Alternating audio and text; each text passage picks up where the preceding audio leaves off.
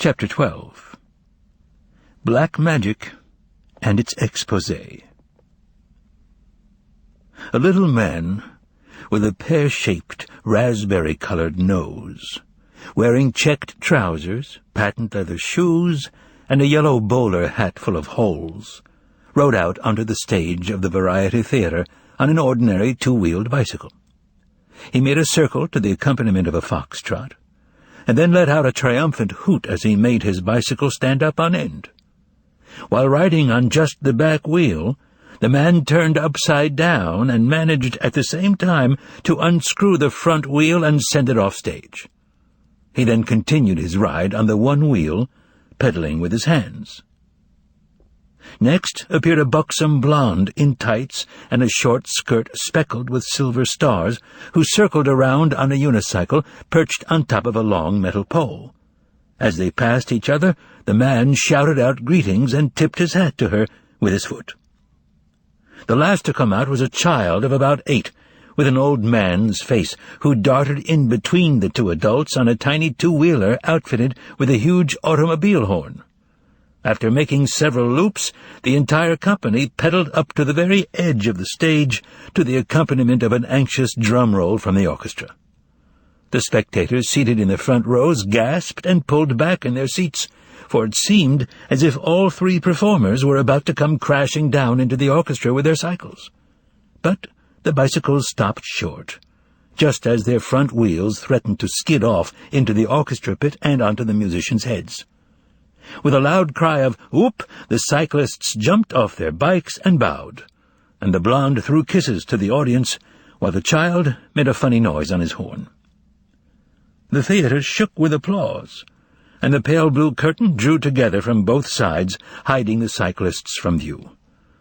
The green lights of the exit signs went out, and in the web of the trapezes under the dome, the white globes of the house lights began to blaze like the sun. It was the intermission, before the final part of the program. The only person to have no interest whatsoever in the wonders of the Julie family's cycling technique was Grigory Danilovich Rimsky. He was sitting all alone in his office, biting his thin lips, and his face kept twitching convulsively. Likhodeyev's strange disappearance was now compounded by the utterly unforeseen disappearance of the manager Varanucha. Rimsky knew where he had gone, but he had gone there and not come back. Rimsky hunched his shoulders and whispered to himself, "But why?" And what is odd is that it would have been simpler than anything for a man as businesslike as the financial director to call the place where Varanucha had gone and find out what had happened to him. However, 10 o'clock was approaching, and he still couldn't bring himself to do it.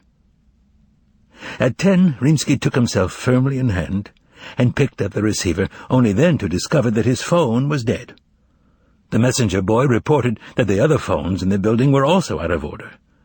This admittedly unpleasant but hardly supernatural occurrence completely unnerved the financial director, and yet delighted him as well. He wouldn't have to make the call. Just as the red light signaling the start of intermission began to flicker above the financial director's head, the messenger boy came in and announced that the foreign artiste had arrived. For some reason, this made the financial director wince with pain. Turning darker than a storm cloud, he headed backstage to receive the guest artiste, there being no one left but him to do so. Those who were curious were using various pretexts to peer into the large dressing room off the corridor, where the bells signaling the end of intermission were already ringing. Among them were conjurers in bright robes and turbans, a roller skater in a white knitted jacket, a storyteller whose face was pale with powder, and a makeup man. The visiting celebrity astounded everyone with his unusually long and splendidly cut tailcoat, and by the fact that he was wearing a black eye mask. But even more amazing were the black magician's 2 companions, a tall fellow in checks with a broken pince-nez and a fat black cat who walked into the dressing room on his hind paws and then proceeded to make himself comfortable on the couch, squinting at the naked bulbs on the makeup mirror.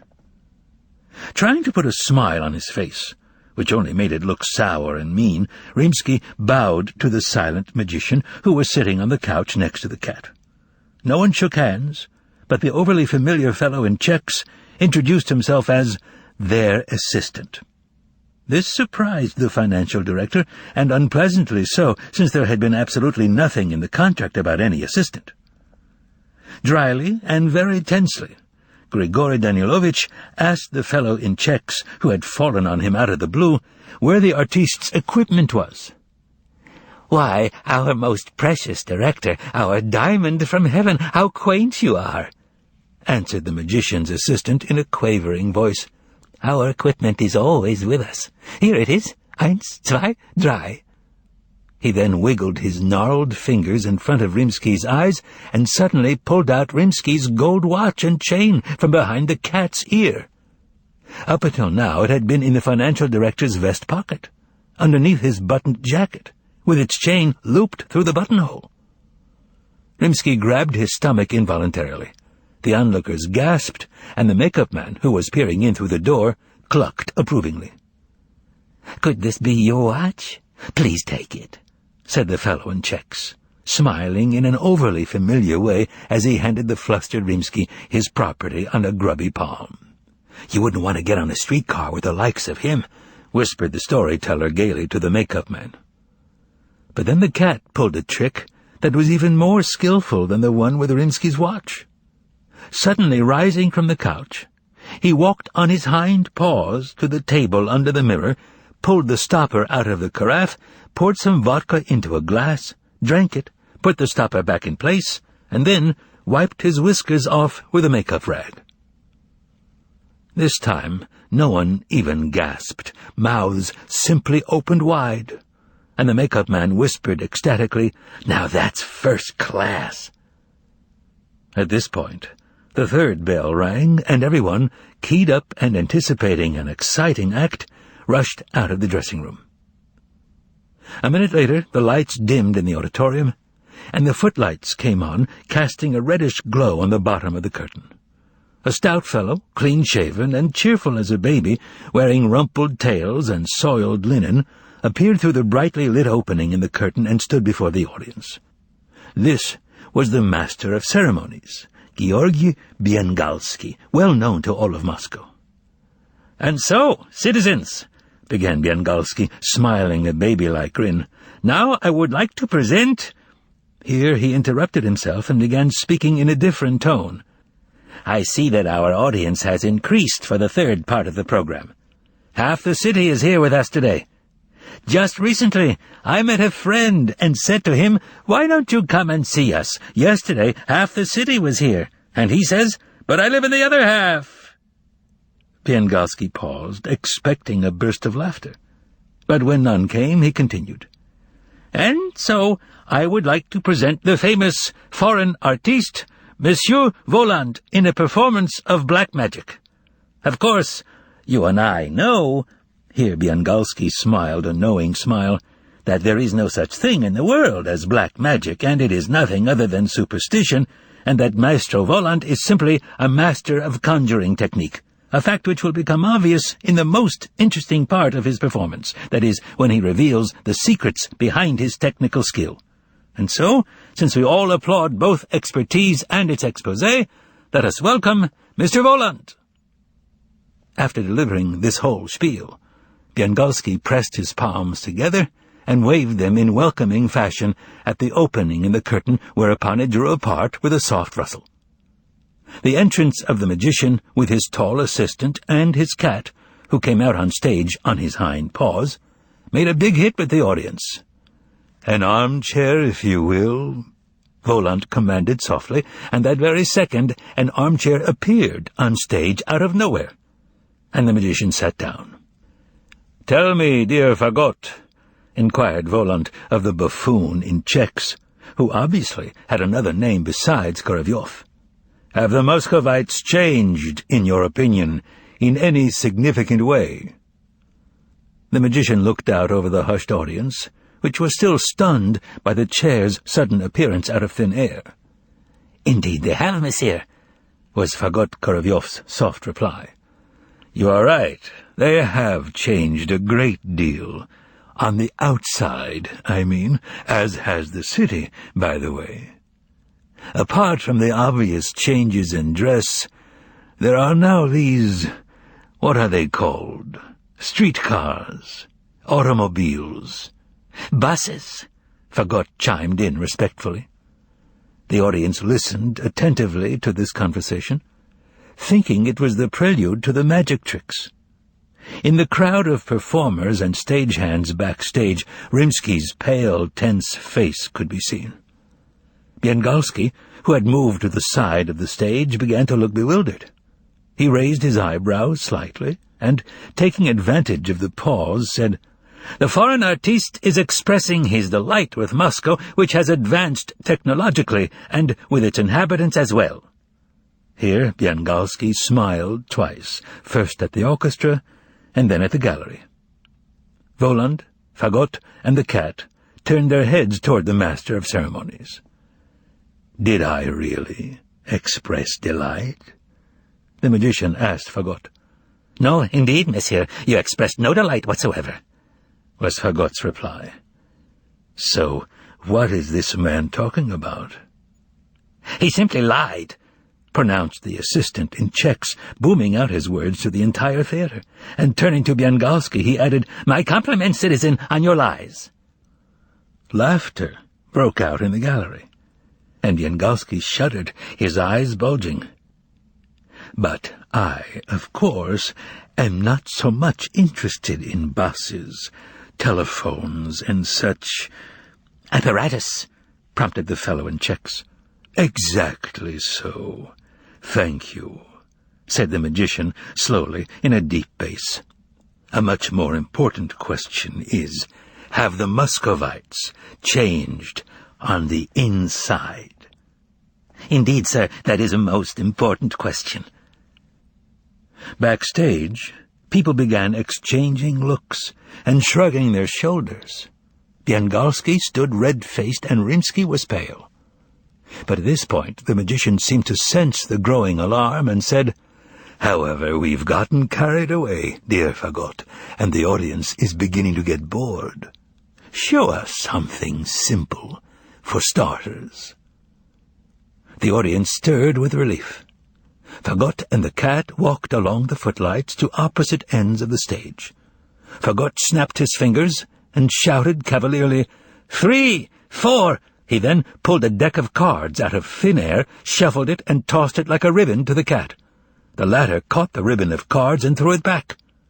The satin snake gave a snort, Fagot opened his mouth wide like a fledgling, and swallowed all of it, card after card. After that the cat made a bow, shuffled his right hind paw, and received thunderous applause. "First class! First class!" people cried rapturously from backstage.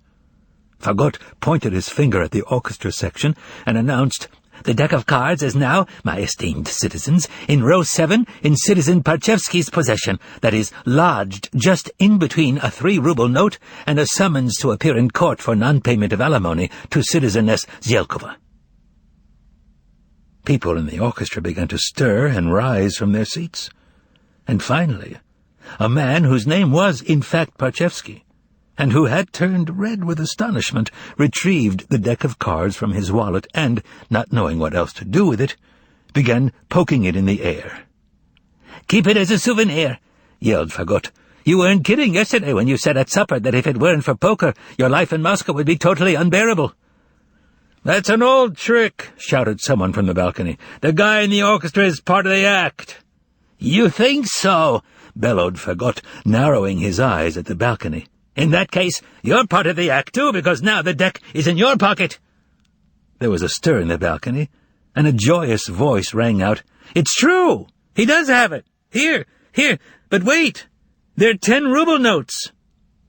The spectators in the orchestra turned their heads. In the balcony, a perplexed citizen had found a packet of bills in his pocket, wrapped the way they are at the bank, with the words 1,000 rubles written on top.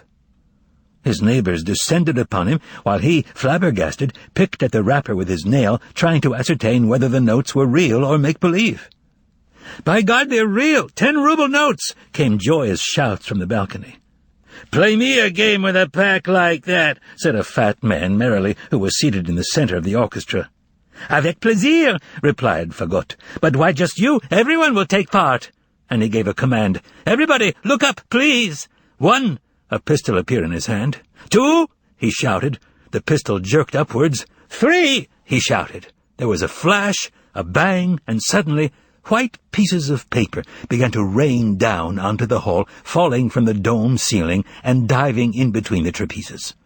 They whirled all around, scattered off to the sides, pelted the balcony, piled into the orchestra pit and onto the stage. Within seconds, growing thicker as it fell, the rain of bills had reached the seats, and the audience began catching them. Hundreds of hands went up. People held the bills up to the light from the stage and found watermarks that were perfectly genuine and authentic. The smell of the bills also left no room for doubt. It was the incomparably delectable smell of newly minted money. First merriment and then astonishment swept the theater. It was all abuzz with the words, 10-ruble notes, 10-ruble notes. And happy laughter was heard, and shouts of, "Ah! Ah!" Some people were already crawling in the aisles, looking under the seats, and many were standing on top of their seats, trying to catch the capriciously twirling bills. The faces of the policemen began to look more and more bewildered, and performers piled out from backstage. In the dress circle a voice was heard saying, "What's that you're grabbing? That's mine. It was coming toward me." Another voice yelled, "Don't push me or I'll push you back." And suddenly a slap was heard, whereupon a policeman's helmet appeared in the dress circle and someone was taken away. The general excitement grew in intensity, and no one knows how it all would have ended if Fagot had not put a stop to the shower of rubles by suddenly blowing into the air. 2 young men exchanged a happy and meaningful glance, got up from their seats, and headed straight for the buffet. The theater was abuzz, and all eyes gleamed with excitement. Yes, who knows how it all would have ended if Biengalski had not summoned up the strength to do something. Making an effort to regain his composure, he rubbed his hands together in his customary way, and his voice resonated loudly. "Citizens, we have just witnessed an example of so-called mass hypnosis, a purely scientific experiment designed to prove beyond a doubt that there are no miracles and that magic does not exist. Let's ask Maestro Voland to show us how the experiment was done. Now, citizens, you shall see how these paper bills that seem to be money will disappear as suddenly as they appeared." Here he began to clap, but no one joined in. As he clapped, a confident smile played on his face, but that same confidence was not reflected in his eyes. They, on the contrary, were full of entreaty. The audience did not like Biengalski's speech. A total silence ensued, which was then broken by the checked Fagot. "Yet another example of what we call balderdash," he announced in a loud, braying tenor. "The paper bills, citizens, are real money." "Bravo!" a bass bellowed out from somewhere on high. "And by the way," said Fagot, pointing at Biengalski, "this fellow is getting to be a bore. He keeps butting in when nobody asks him to, and spoiling the performance with his bogus comments. What should we do with him?" "Tear off his head," came a stern voice from the balcony. "What did you say? What was that?" said Fagot, responding to the ugly suggestion. "Tear off his head? Now, that's an idea. Behemoth!" he screamed to the cat. "Do it! 1, 2, 3! Then an incredible thing happened. The cat's black fur stood on end, and he let out a spine-tingling meow. Then he shrunk into a ball and, like a panther, lunged straight at Biengalski's chest and from there leaped onto his head. With a low growl, the cat stuck his chubby paws into the MC's greasy hair and, with a savage howl, tore the head off its thick neck in 2 twists. The 2,500 people in the theater screamed in unison. Fountains of blood spurted from the severed arteries in the neck and poured down the MC's shirt front and tailcoat. The headless body's legs buckled absurdly, and it plopped onto the floor. The hysterical screams of women were heard. The cat handed the head to Fagot, who lifted it up by the hair and showed it to the audience. And the head cried out desperately to the whole theatre, "Get a doctor!" "Are you going to keep on talking rubbish?" Fagot inquired of the weeping head in threatening tones. "I won't any more," rasped the head. "Stop torturing him, for God's sake!" shouted a woman in the loge. The magician turned in her direction.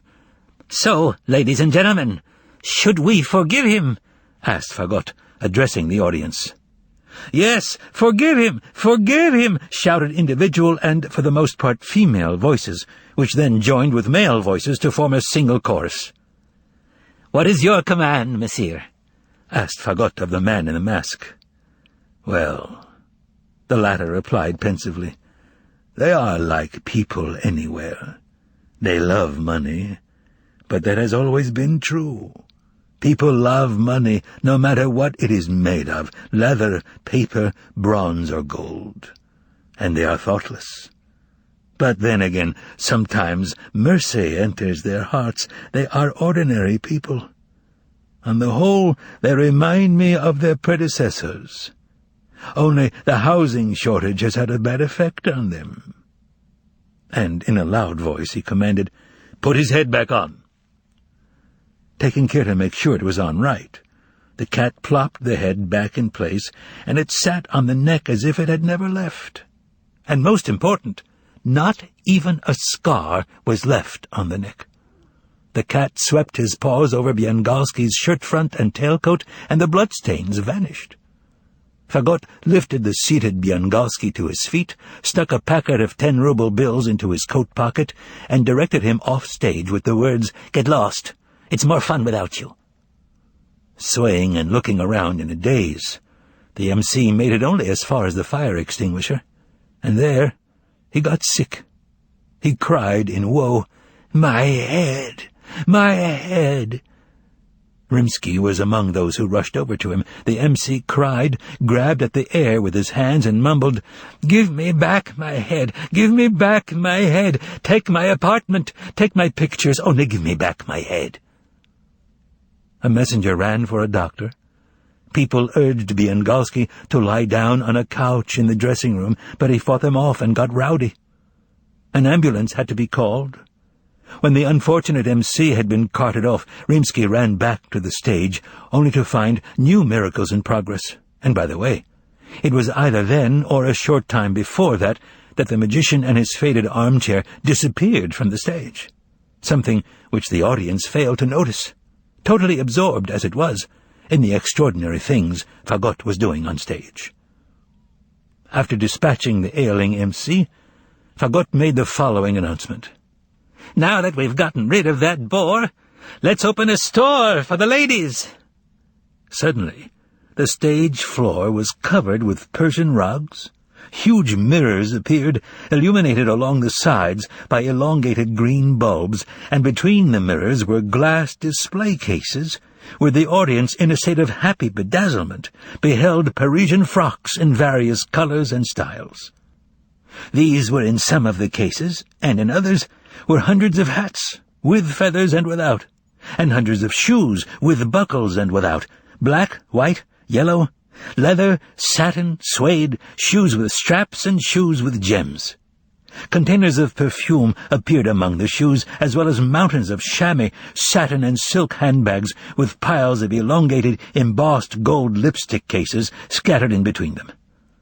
The devil only knows where the red-haired girl in the black evening dress came from, who was standing by the display cases with a proprietary smile, her beauty marred only by a strange scar on her neck.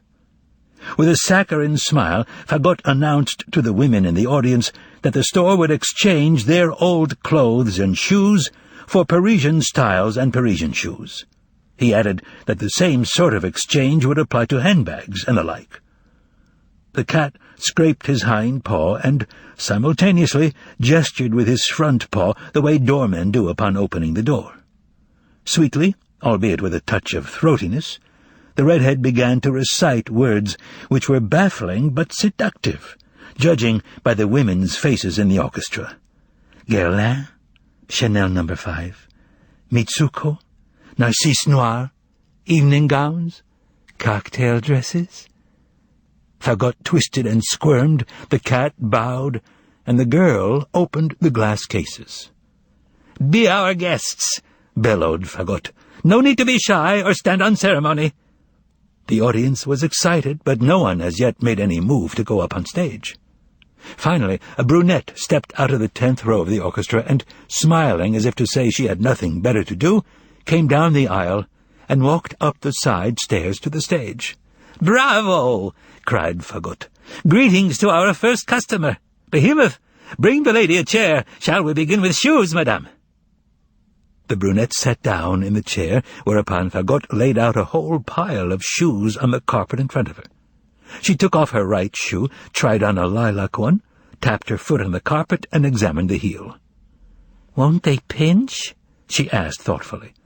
"Madame, madame!" exclaimed Fagot in offended tones, and the cat gave an insulted meow.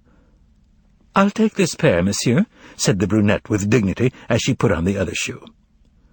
The brunette's old shoes were thrown behind the curtain, and she herself headed in that direction, accompanied by the redhead and Fagot, who was carrying hangers draped with an assortment of dresses in different styles.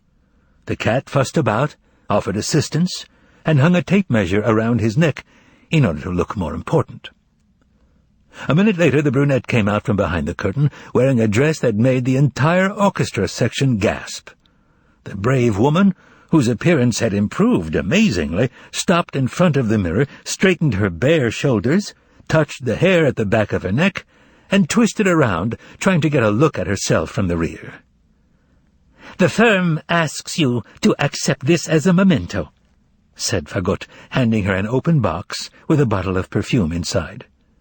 "Merci," the brunette answered haughtily, and she went back down to her seat. As she walked up the aisle, people jumped up trying to touch the box. And at this point, all hell broke loose. Women came onto the stage from all directions. Above the general din of excited chatter, laughter, and sighs, a man's voice was heard saying, "I won't let you," and a woman's voice riposting, "Tyrant, Philistine, don't break my arm."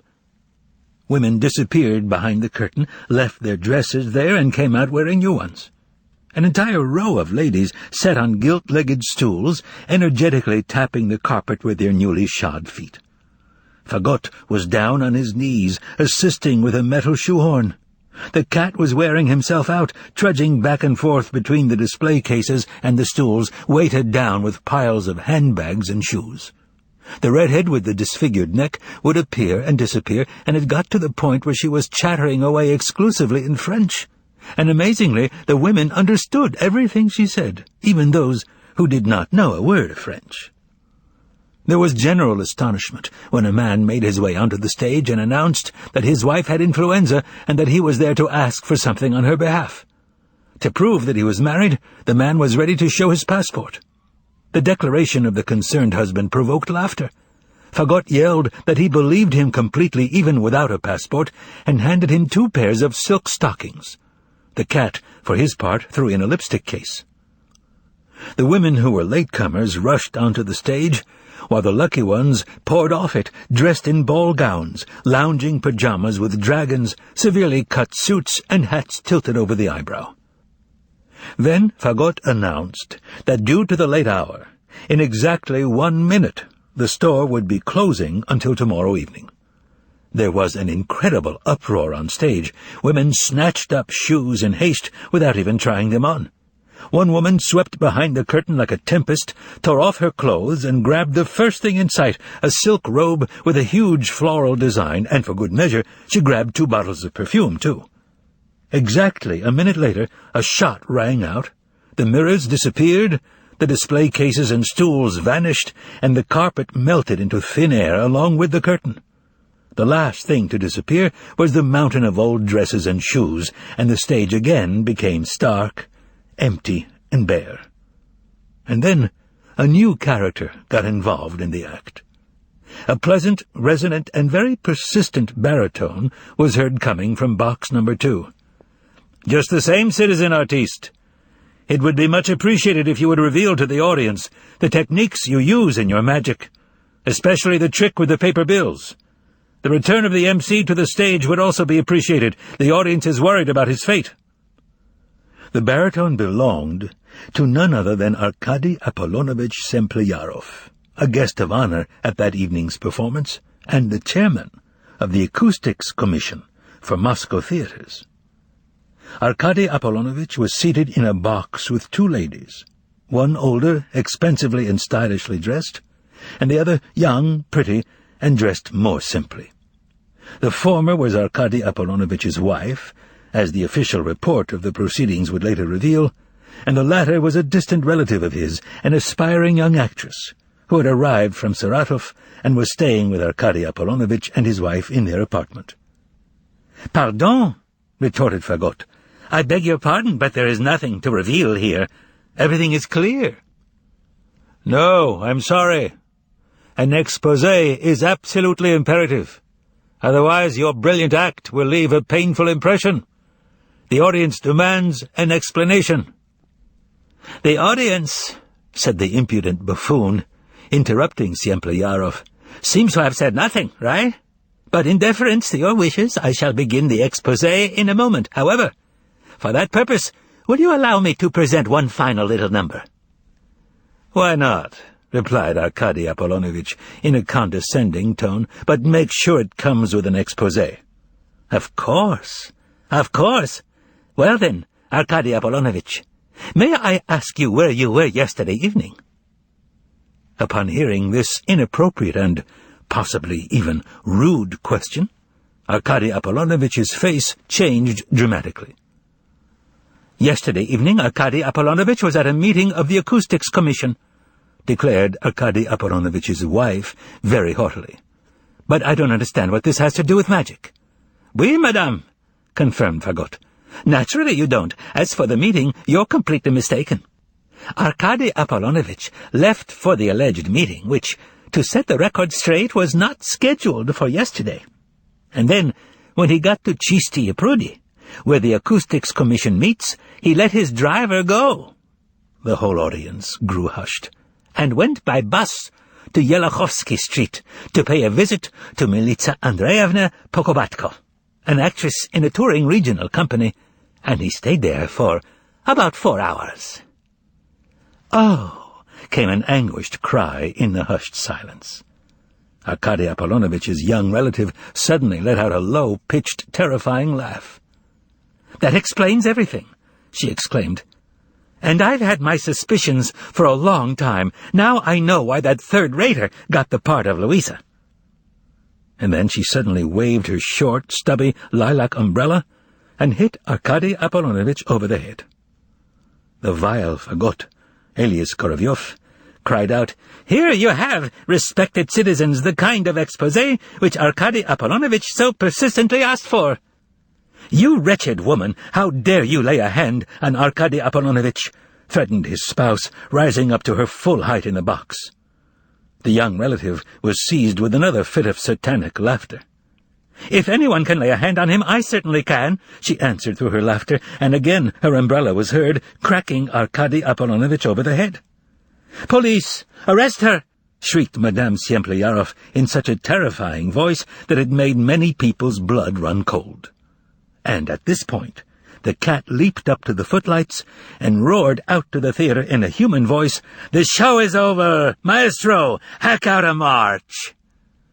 The half-crazed conductor, only dimly aware of what he was doing, waved his baton, and the orchestra did not so much start to play, burst out in, or even strike up, but rather, to use the cat's repulsive expression, it hacked out an improbable march, so sloppily played that it did not resemble a march at all.